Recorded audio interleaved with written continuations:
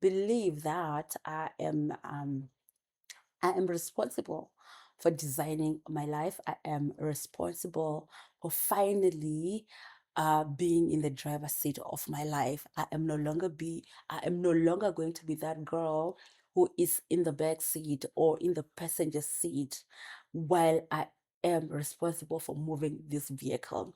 What I've done is move from the passenger seat to the driver's seat because I just believe that I want to live my life with so much intention. So why am I sharing it with you guys? Why am I even recording it? If it's more um of a personal roadmap or a personal strategy of living, why am I sharing it with you guys? I'm just sharing it with you guys, one, to just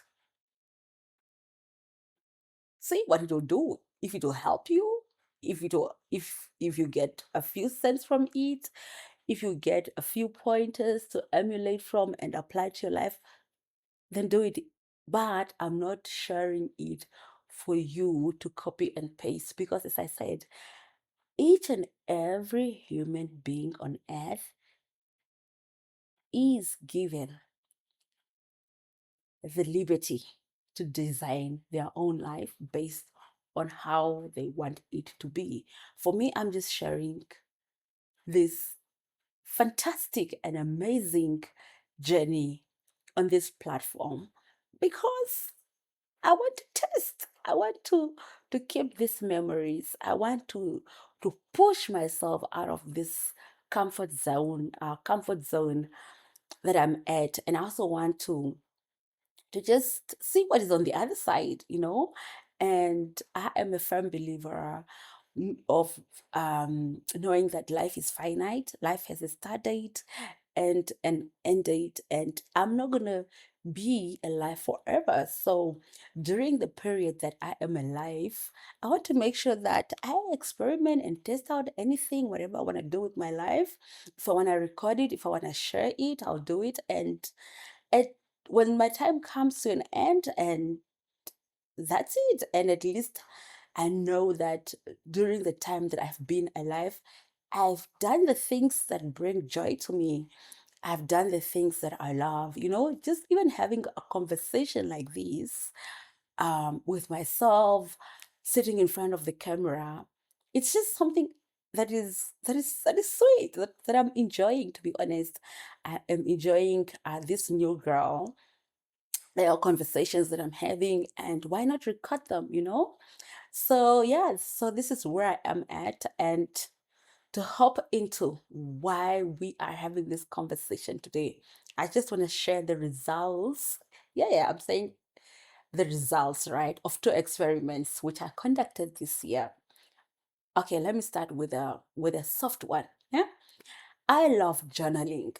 I love journaling. I love journaling simply because through journaling, I've been able to transform my life. So this year, I started off with a question of how do I want my year to be? Um, Throughout from January to December, how do I want it to feel or to be? That is my year, right? And what stood out was that I want to make sure that I get to feel each day. I get to appreciate each day. So this is what I started doing, yeah, this year. I started journaling each and every morning. Of course, I've had a couple of days which I missed. I'll probably like say maybe once or twice, but mostly maybe once in a week. So I've been journaling back to back like each morning, and I've been doing it from January until today as we speak. In fact, I started already last year. Um, December consistently. In the past, I used to journal, but it was dependent on how I was feeling. But this year, I was like, well, last year December, rather, sorry. I was like, let me just do this thing. Let me test. So I started journaling, and boy, the results are drum rolls. Okay, so what? through, oh my gosh, this, I'm sorry if the, the noise is going to be horrible. So I set the intention to say that I want to live an extraordinary life by 40 years old, right? So every day as I was journaling, I was unpacking this extraordinary life. What does it mean for me? How will I feel? What are the things that I need to do to get to that extraordinary life? So I've been unpacking it in these morning pages that I've been doing, and I've gotten so much clarity. I've gotten so much clarity to a point where each day I am excited for it, because I know that each day is an opportunity for me to build a block to that extraordinary life that I deserve, right? I started asking myself questions such as, if it's an extraordinary life, how does it look and feel like financially, right? And then I looked through my financial portfolio, how it looks like. And I had an expert go through it with me. And I became so obsessed, you know, understanding investments, for instance. I became so obsessed. I watched lots and tons of podcasts that are talking about investments. And trust me, investments is something I've read already in the books, but only now it hit, um I don't want to say hit close, that's wrong English. Only now it became clear for me, what does it really entail. Aish. So I unpacked that area of my life. How does my financial portfolio look like? How do I want it to be when I am 40 years old? What type of assets do we want to own as a family? You know, unpacking and really asking myself questions. And I remember for that particular section, I also had then to just brainstorm where I am currently in terms of my finances, how they make me feel, and I also had to identify the areas where I need to improve. And now that part is done, is settled. So it's settled because I've I've I've thought of every thought that I needed to think about pertaining to that area. And with all the actions and the ideas that I had come up with, or those that I was also guided by this financial expert, I have implemented them. I've implemented them. I'm not going to get in the details because this is the internet, right? But I've implemented them. And because I've implemented them, I feel like I'm more at ease now, because I know in terms of how things are moving in that specific area. Ne? I'm even now more excited. I think I was a bit scared to say that I'm aging, but I still don't understand certain things pertaining to investments and stuff. But now I'm at a stage where I'm just like, bring it on. I am now in the game. I am now in the game. You know, I'm now in the game, and I'm just like, I want to see how these seeds will be growing. I want to see the fruits of these seeds that I've plowed. And at least I set a target of by 40 years, right? So I'm currently 33. So I still have about 6 years plus, because I'm turning 34 this year. It's not 7 years. So I still have about 6 years plus to get there by the grace of God, right? And I'm now curious to see how these fruits are going to look like. Nah? And I think this is the type of clarity that makes us content. When a person is saying that, I feel so content, my heart is full. I think that feeling comes from a place of knowing that I've got this figured out, this area. And also knowing that there is room for error, and knowing that I'm just designing my life. You know, if there is room for error, it means there's also room for improvement, right?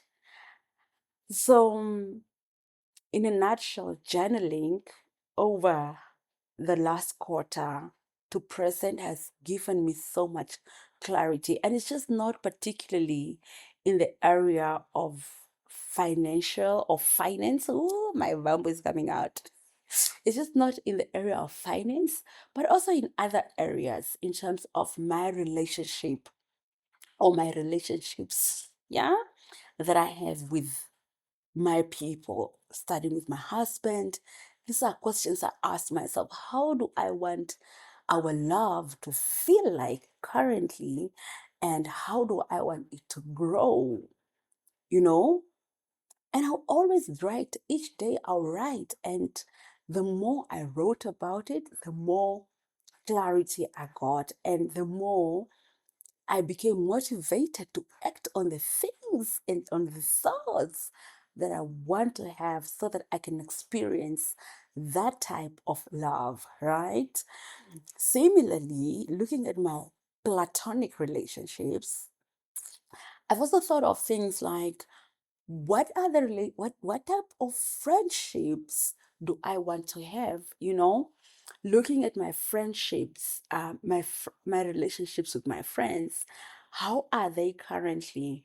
Am I investing enough time? And boy, I must say that the past quarter, I've really made it intentional to just check in with my friends and visit them here and there. My family members, I have my cousin Hilma, intentionally checking on or checking in with this community, with these dear people that love me. Previously, I feel like I didn't make enough time for them, but in this year, I decided I need to show up. I need to check in because these are relationships that are contributing to my happiness. I need to keep watering them. And boy, it's been great. It's been great.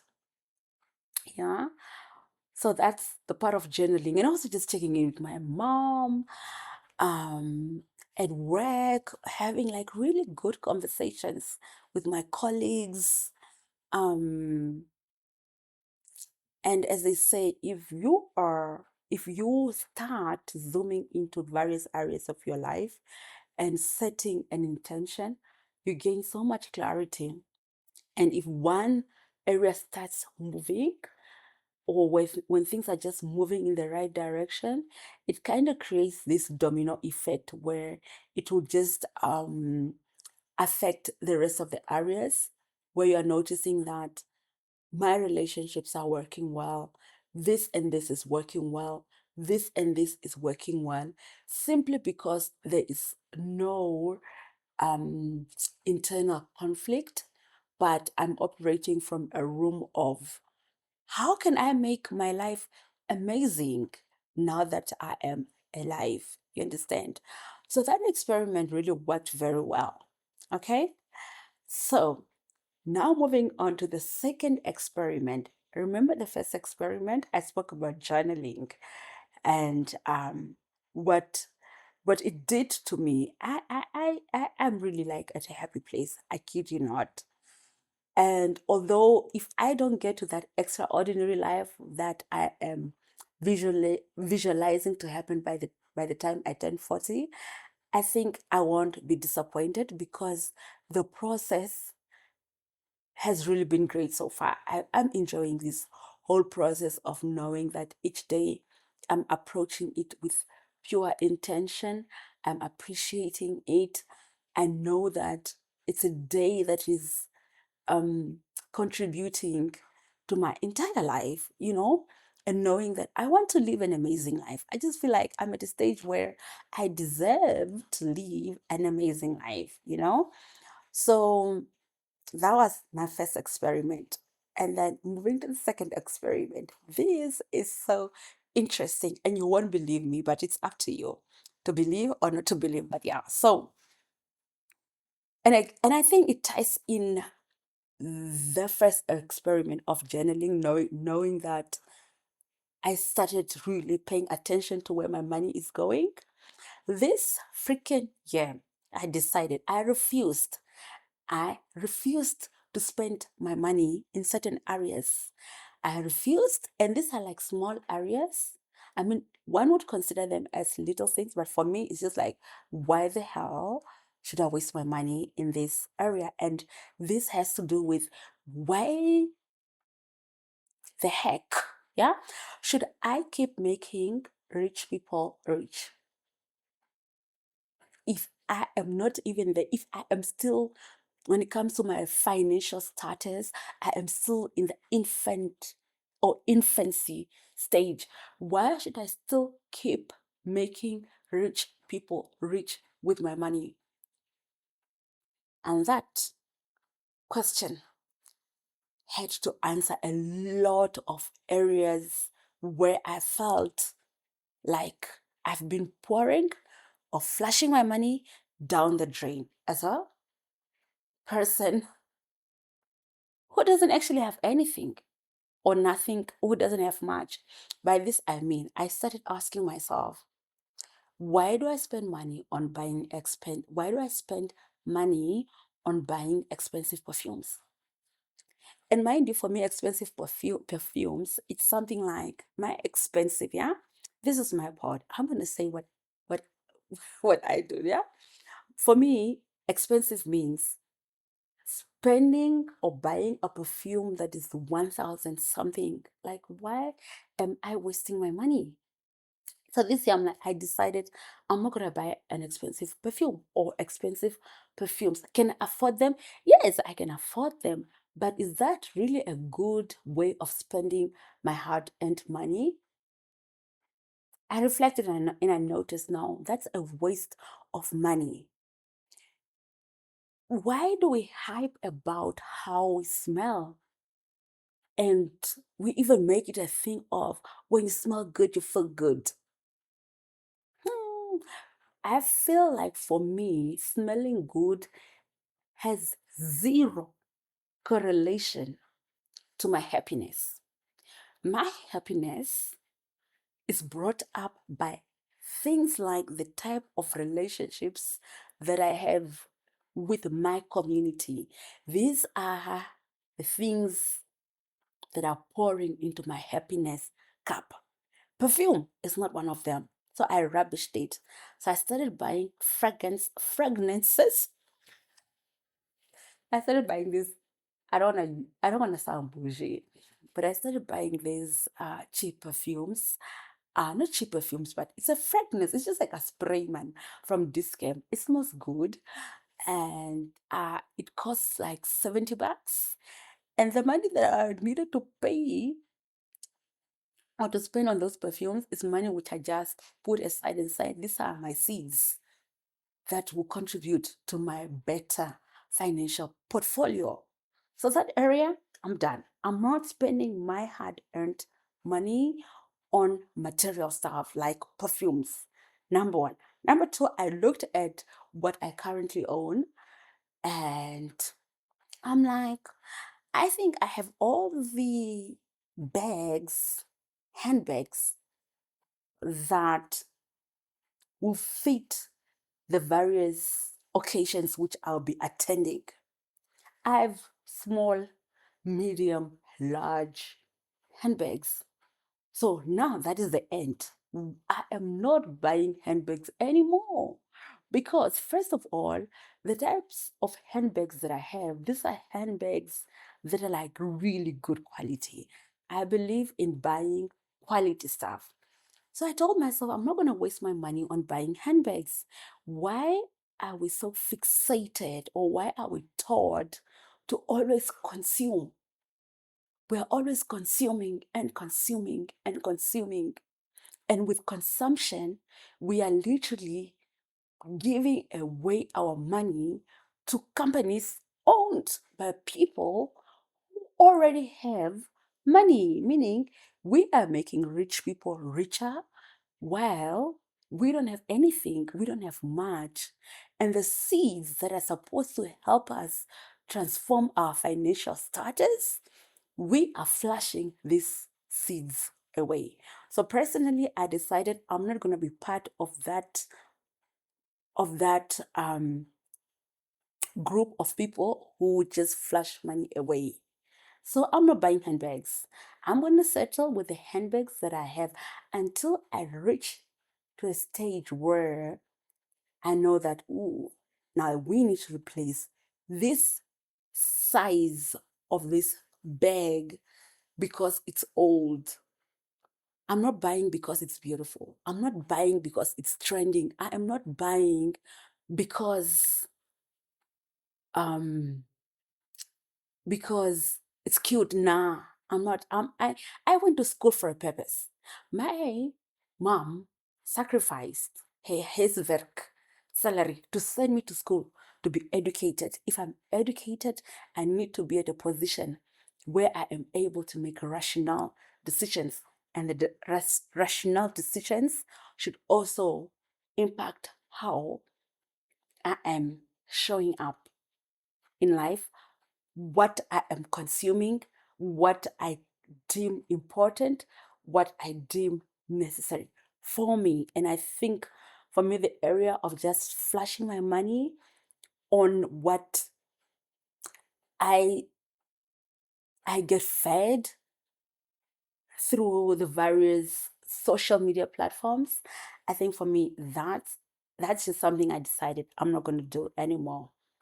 Clothes, who?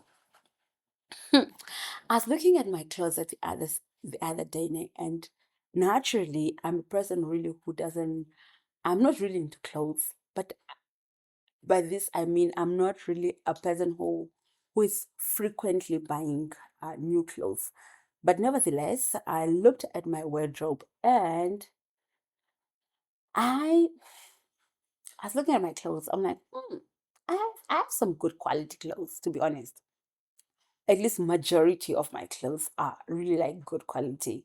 These are clothes that I bought like at Poetry, I bought them at Forever New, I bought them at Woolies, um, Old Khaki, and yeah, most of them are from those shops. They're like good quality clothes. So I'm like, I think I'm done for the, I don't want to say for the year because I might want to treat myself, but by this I mean I'm not gonna be buying clothes that I already have. My appetite for wanting to buy new clothes, I don't have it anymore. Because then the question is, why am I buying these clothes?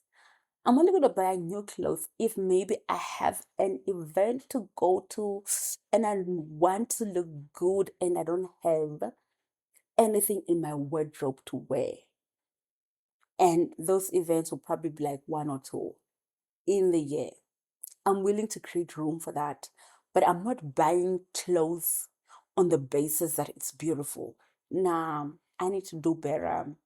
I need to do better. So, this whole year, we are now in April. I've only bought, I only bought two clothes. It sounds so wrong, but I only bought two dresses, like two dresses. Three some. We are now in April. Because when I journaled every day, I told myself that I am enough. I am here. I am not too early. I am not too late. I am enough. I am enough with what I have. And I think because of those words, each day, the appetite for wanting more and wanting to consume more material stuff has been depleting. Depleting. I kid you not. It's just an experiment. It's just an experiment. And I think when we listen to motivational speakers and when we listen to people that are telling us to change our behaviors, I think maybe what we don't get from them is that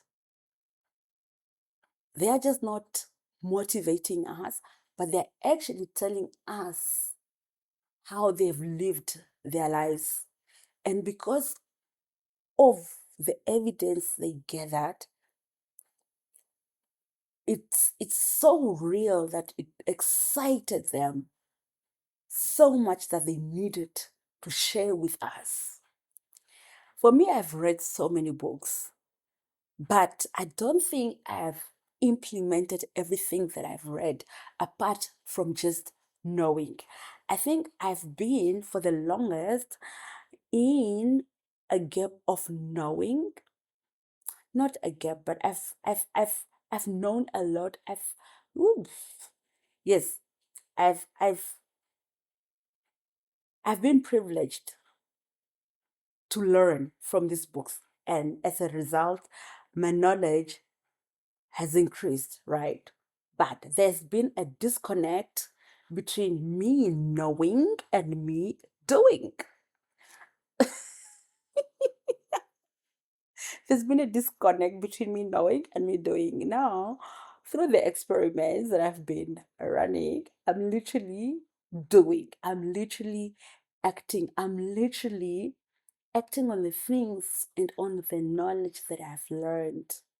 And this is the reason why I'm at a stage where I'm comfortable to share with you, right? So clothes, that's one part where I'm just like, I'm not gonna waste my money. Lastly, this is another experiment. So for people who know me, they will tell you that I'm someone who has not been wearing wigs, yeah, like these wigs, right? Um, like as in like forever. Like I only started wearing wigs last year, and boy, as soon as I bought my first wig, I looked at another trending wig. I was like, I need to get the short wig. I need to get the curd, the long, what is this? Straight, what inch wig. I need to get the curly wig. I need to get the what? Like, I think as we speak, I have like about 5 wigs. Yeah. And I asked myself, now that I have these wigs, I think I'm done. I'm not going to buy more wigs. I'm not going to buy more wigs. I don't need them. They're beautiful, they're cute, but I don't need to keep buying. I don't need to keep buying the next wig. I don't need to keep buying what is trending. I am my own person. I must decide for myself. I should not be led to do things just because I am seeing them. You understand? So let me be content with with the wigs I have. As long as they're clean, I take them to the salon, they get washed. Then I don't need to replace them until I get to a stage where I know that, oh, now this wig did actually serve its time.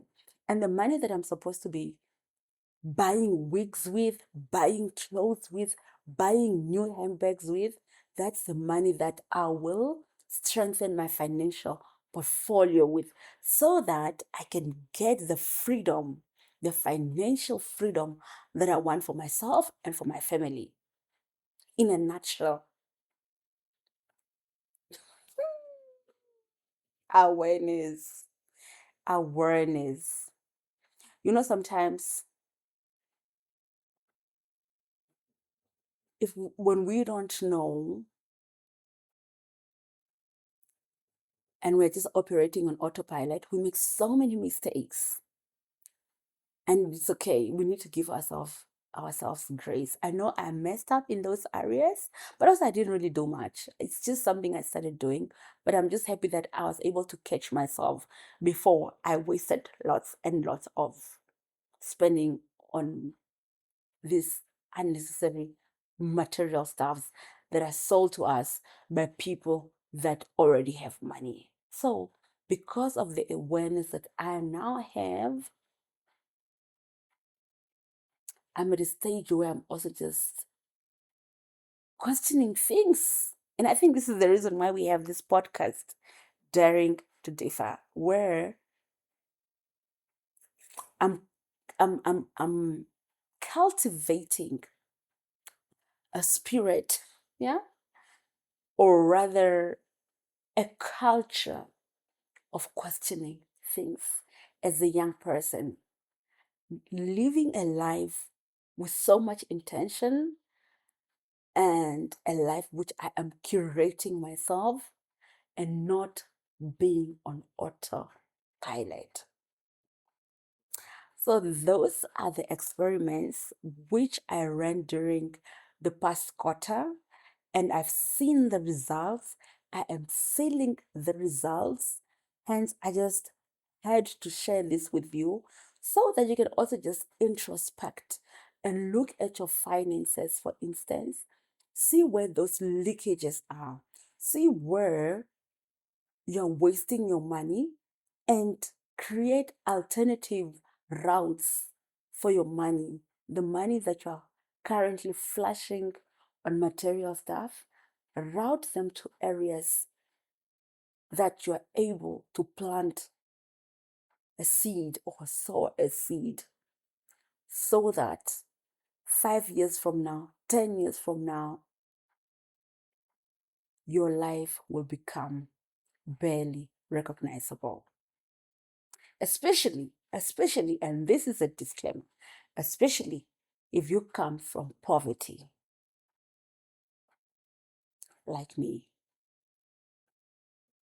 Don't fall in the trap of I've arrived. Now I'm going to do whatever I want to do with my money. No. If you fall in that trap, the chances are you might just repeat history again. You might just repeat the poverty cycle. And you don't want that for yourself. You don't want that for your family. But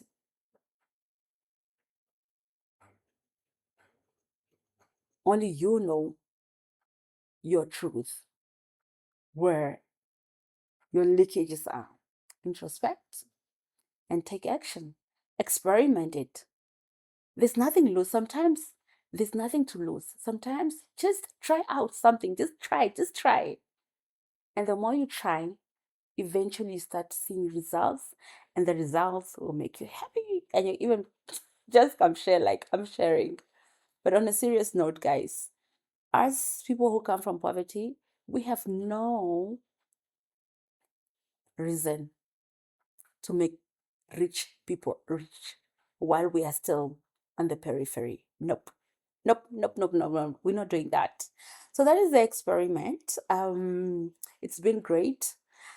Um, I will still continue living my life by design because I just noticed that it's actually a beautiful thing to do. And yeah, I'll be sharing more experiments. As I said, life is finite, it has a start date and an end date. And we need to make sure that during the period that we've been alive, we've lived an amazing life. And you having an amazing life is determined by the actions that you are taking daily. I'll see you in the next episode. This is Daring to Differ. I'm Anaki. Now, before you leave, please subscribe and like and like this video. Bye.